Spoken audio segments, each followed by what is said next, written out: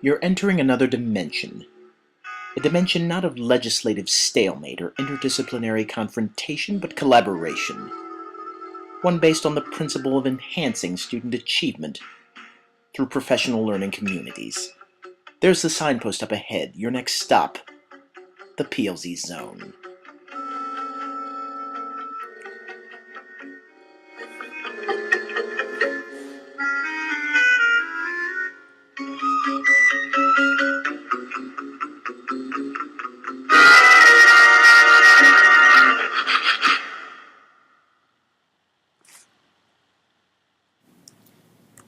Picture this, a small middle school in Anytown, New Jersey.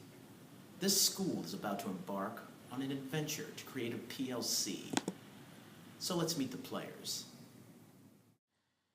This is Carla, the negative science teacher. I am so ready to retire. I've spent 23 years of the newest big idea, and now the newest thing is the PLC, and I'm sick of it.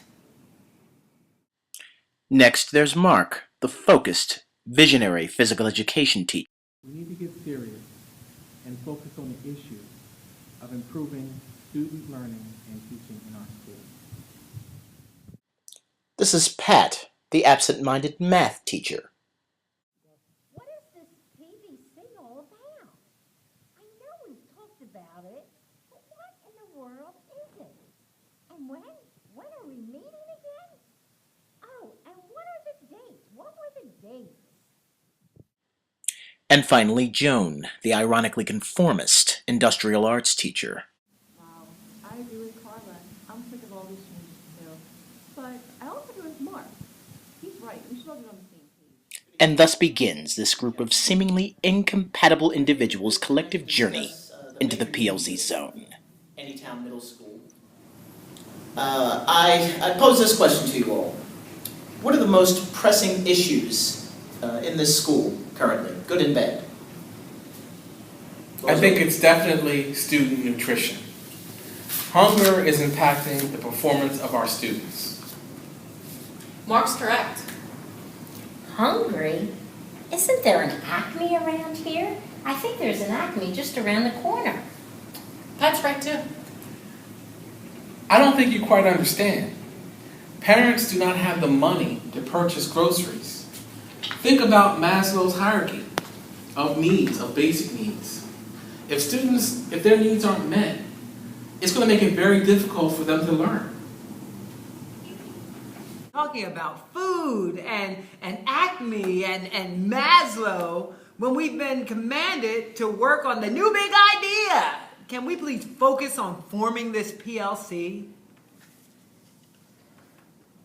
Carla's right. Ladies, please understand that this is what we're trying to do by brainstorming our perceptions of the school's strengths and weaknesses. Well, what other input can we seek outside of this room to help us work or help us to focus? That's a very good question. Who can add to that? Okay. I think we need to have more input than just us in this room. We need to make a list of the parents, the students, maybe some of the teachers, community members, to see what they're thinking about. What are they concerned about? That could be helpful. What do you mean? What they like, what they dislike? And maybe we can compile a central list of questions that will help us improve relationships and improve understanding with these key stakeholders. So we are actually going to do some fact-finding as opposed to pressing our will or the will of the higher-ups on the masses? Well, this is a pleasant surprise. Okay. So, what I'm hearing are three ideas that seem to be important to this group, this PLC. To paraphrase, if I may, I took the liberty of taking some e-notes. Assuring students basic needs are met so that they can focus on learning. Mm-hmm. Creating a core set of questions that will keep us to focus as a group on core concerns, seeking out input from stakeholders. And seeking out input from groups of key stakeholders. Steaks? Who is making steaks? puzzled. How can we get the people outside of the group when we can't even agree? Yeah, and Carla doesn't like the new thing, and You don't need to speak for me. I can speak for myself. sorry. Well, Carla's right, but Mark wants to talk about nutrition, teaching and learning. Pat wants parents to go around the corner and shop for food. I don't know. If we're really going to commit to fact finding, we need to learn our buildings by coming out of our workspaces and visiting each other's worksites, content areas as well, so we can get a better understanding of what's happening in teaching and learning throughout our schools.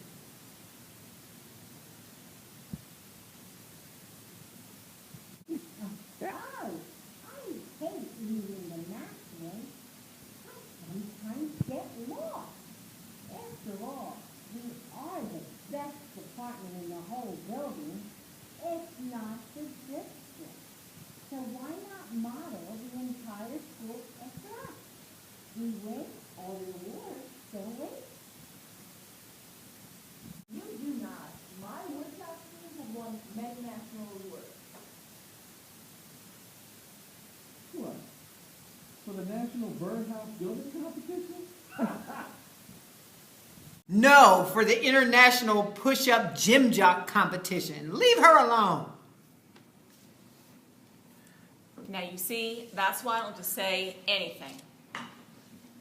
Please, please, group. Before we end this meeting, I think we really need to lay some ground rules in terms of respect. While obviously it's good to disagree, it's counterproductive to be disagreeable. What? Disagree and disagreeable? What's the difference? We need to feel safe sharing ideas.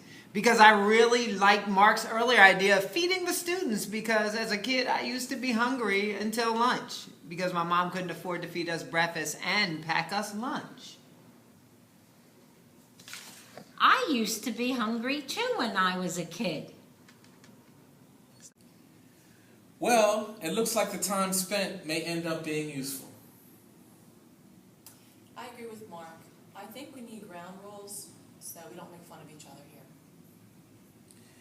And respecting what each other brings to the table.